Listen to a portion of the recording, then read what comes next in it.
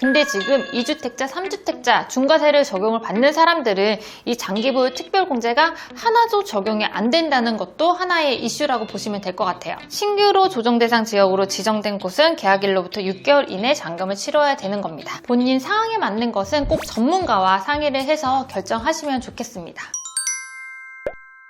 안녕하세요. 자산을 지키는 장미세무사의 절세정원입니다. 2026년 5월 10일 다주택자 양도소득세 중과 부활이 예고되어 있습니다. 제가 중과 관련해서 유튜브에서도 2차례 영상을 올렸었는데요. 제가 전문 유튜버가 아니다 보니까 영상을 기획하고 촬영하고 편집하고 업로드하는 데까지 상당히 시간이 걸리더라고요. 근데 그 사이에 또 새로운 뉴스가 쏟아지다 보니까 이렇게 시의성 있게 자료를 전달하지 못하는 것 같아서 오늘은 좀 즉흥적으로 카메라 앞에 서게 되었습니다. 바로 시작해 볼게요. 지금 2월 12일에 또 새로운 보도 자료가 나왔는데요. 다주택자에 대한 양도소득세 중과 유예 종료하고 그 보완책을 추진하겠다라고 나와 있습니다. 일단 다주택자 양도소득세 중과에 대해서 좀 말씀을 나눠볼게요. 다주택자라고 하면은 2주택 이상이면 다주택자로 분류가 됩니다. 그리고 다주택자가 양도하는 물건에 대해서 중과를 적용한다고 되어 있는데 다주택자가 전국에 있는 모든 주택을 팔 때 중과가 적용되는 건 아니고요. 다주택자가 조정대상 지역에 있는 주택을 팔 때 양도소득세 중과가 되는 것입니다. 지금 조정대상 지역을 보시면은 26년 2월 10일 현재 서울은 전역이 다 조정대상 지역이고요. 경기도는 12곳이 조정대상 지역으로 지정이 되었습니다. 중과에 대해서 좀 볼까요? 지금 이게 소득세율 표입니다. 여러분 많이 익숙하시죠? 사업하시는 분들, 근로자이신 분들 다 이 종합소득세율에 따라서 과세가 되는데요. 양도소득세도 동일해요. 이거를 기본세율이라고 합니다. 근데 다주택자 중에서 2주택이다 라고 하시면은 여기 기본세율에서 20%포인트가 중과가 되세요. 그래서 양도소득세 과세 표준이 10억 원을 넘었다 라고 하면은 원래 45%가 적용이 되는데 2주택자한테는 65%가 적용이 되시는 거고요. 3주택자이면은 여기서 30%가 추가가 됩니다. 그래서 최종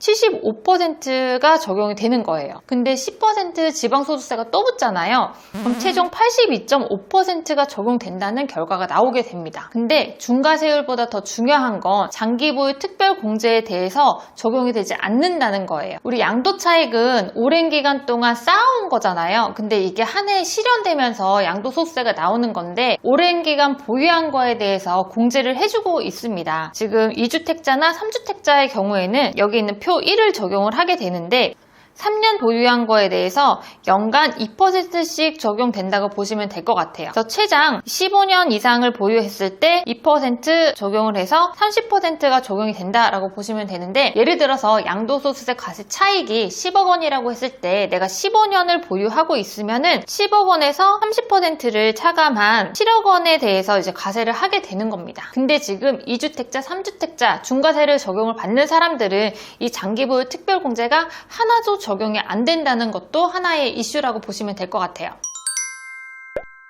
다주택자 중과 연역에 대해서도 설명을 드려볼게요. 이게 문정부 때 주택시장이 너무 과열이 되니까 다주택자 중과 제도가 시행이 되었습니다. 그러고 나서 윤 정부에서 다주택자 중과를 폐지하려고 했는데 이게 국회를 통과하지는 못했어요. 법은 3단으로 이루어져 있거든요. 법, 시행령, 시행규칙 이렇게 이루어져 있는데 세율에 대한 것은 법에 정해져 있습니다. 법을 바꾸기 위해서는 국회를 통과를 해야 돼요. 그런데 윤 정부 때 다수당이 민주당이었잖아요. 그래서 국회를 통과하지 못해서 양도소득세 세율을 바꾸진 못했습니다. 그 대신 국무회의를 통해서 시행령을 개정을 했고 그래서 지금 다주택자 중과 유예를 적용하고 있는 거예요. 여기 보시면 26년 5월 9일까지 양도하는 경우 그 해당 주택 이렇게 나와 있죠. 그런데 이재명 정부가 들어서면서 세금으로 부동산 잡지 않겠다라고 했지 계속 중과 유예를 연장시켜주겠다라는 얘기는 안 했어요. 그래서 부동산 세금을 좀 관심 있는 분들이라면 26년 5월 9일 이후에는 중과가 시행이 되겠구나라고 생각은 하고 계셨을 거예요. 근데 문제는 조정대상 지역이 원래 강남 상구와 용산구 이렇게 4개구만이었거든요. 근데 지금은 서울 전역과 경기도 12곳이 지정이 되면서 문제인데 거기다 더 큰 문제는 뭐냐면 원래 규제가 토지거래 허가구역 그리고 그리고 투기과열지구, 조정대상 지역 이렇게 단계적으로 이루어져야 됩니다. 근데 25년 10월 16일에 조정대상 지역으로 지정하면서 토지거래 허가 지역으로 다 묶어버렸던 거예요. 여러분, 토지거래 허가가 뭔가요? 내가 이 집을 살 때 취득하고 나서 4개월 안에 실거주를 하겠다라고 약속을 하고 입주를 하는 거잖아요. 자, 보세요. 5월 9일 이후에는 다주택자 양도소득세 중과가 부활됩니다. 그러면 다주택자는 집을 팔아야 되겠죠. 집을 팔려고 하는데 집을 살 수 있는 사람은 실거주해야 되는 사람인 거예요. 근데 이미 세입자가 껴있으니까 팔 수가 없는 거예요. 지금 세입자한테 나가라고 해야 되는 상황이 오는 거잖아요. 굉장히 아이러니한 상황인 거죠. 조정대상 지역이 지정되면서 같이 토호제로 묶인다는 건 굉장히 큰 페널티를 주는 거라고 생각을 합니다. 정부도 이 사태에 대해서 알고 있어서 새로운 대책을 내놓은 거예요. 그 대책을 하나씩 보도록 할게요. 일단 기존 조정대상 지역이에요. 기존에 있는 조정대상 지역은 강남 상구와 용산구를 말을 합니다. 원래는 26년 5월 9일까지 매매 계약은 물론 잔금까지 이루어져야지 완전히 판 걸로 봐서 중과가 되지 않는데요. 지금 너무 시간이 촉박하다 보니까 그래 5월 9일까지 매매 계약만 완료해. 매매 계약만 완료하는 게 아니고 실제로 계약금 지급받는 사실이 증빙 서류에 의해서 확인이 되어야 됩니다. 그리고 매매 계약을 하고 계약일로부터 4개월 이내에 양도하면은 양도소득세가 중과되지 않는다라고 나와 있어요. 그리고 매수하시는 분들도 기존 규정에 따라서 허가일로부터 4개월 이내에 해당 주택에 입주를 하셔야 됩니다. 실거주를 하라는 얘기인 거죠. 기존 조정 대상 지역은 이미 정부에서 시간을 줬다라고 판단을 하는 것 같아요. 근데 신규로 지정된 조정 대상 지역은 5월 9일까지 매매 계약 체결은 동일합니다. 근데 계약일로부터 6개월 이내에 양도하면은 양도소득세가 중과가 되지 않는다고 나와 있어요.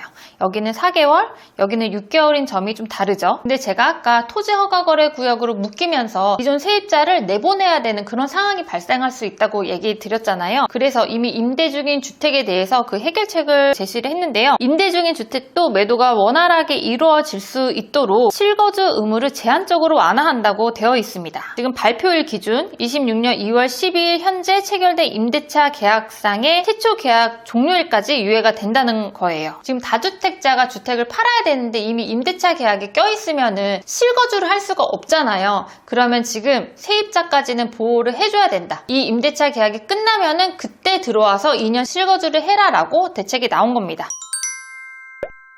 근데 여기서 주의하셔야 될 거는 토지거래 허가구역에서는 계약이 먼저 이루어지지가 않고 약정서를 작성하고 약정서를 들고 토지거래 허가를 신청을 하러 가는 거잖아요. 약정서는 계약서가 아니라고 보고요. 관할구청에 신청 승인을 받고 그 다음에 계약서를 작성하는 거를 계약 체결이라고 보게 됩니다. 지금까지 말씀드렸던 거를 표를 이용해서 정리를 해볼게요. 다주택자가 주택을 팔아야 되는데 이미 임대차 계약에 있어서 매수인이 실거주를 하지 못하는 문제가 발생을 하는 거잖아요. 그래서 임대차 계약이 지금 있는 주택 같은 경우는 무주택자만 매수가 가능하시고요. 여기 있는 계약은 지켜줘야 되기 때문에 최초 임차 종료일까지는 실거주를 유예를 해주겠다라는 거고, 그래도 적어도 지금 발표일로부터 2년 내에는 입주를 해라라고 이렇게 나온 겁니다. 원래 조정 대상 지역이었던 곳은 계약일로부터 4개월 이내 잔금을 치러줘야 되는 거고, 신규로 조정 대상 지역으로 지정된 곳은 계약일로부터 6개월 내에 잔금을 치러도 중과 배제를 해주겠다라고 나와 있어요. 그리고 지금 임대차 계약이 없는 경우도 있잖아요. 없는 경우는 매수인이 다주택자든 무주택자든 상관없이 매수가 가능한데, 이때는 지금 세입자가 없기 때문에 계약일로부터 4개월 이내로 바로 입주를 하셔야 됩니다. 종전과 동일하다고 보시면 될 것 같아요. 원래 조정 대상 지역이었던 곳은 계약일로부터 4개월 이내 잔금을 치러야 되는 거고, 신규로 조정 대상 지역으로 지정된 곳은 계약일로부터 6개월 이내 잔금을 치러야 되는 겁니다. 실거주에 대한 것도 마찬가지로 신규 조정 대상 지역은 허가일로부터 6개월 이내에 실거주를 해야 되는 거고, 원래 조정 대상 지역이었던 곳은 허가일로부터 4개월 이내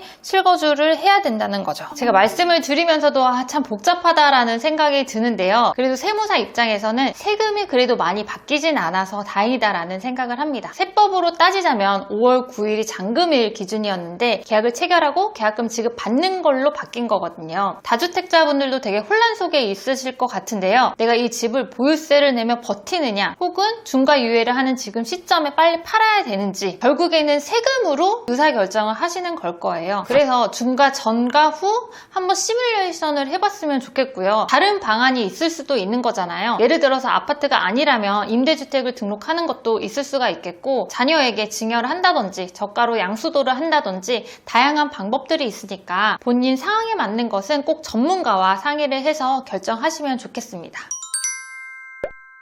오늘 내용이 유익하셨다면 좋아요와 구독 눌러주시고요. 혹시나 궁금하신 거 있으시면 댓글로 남겨주세요. 제가 다음 콘텐츠 찍을 때 참고해보겠습니다. 시청해주셔서 감사합니다.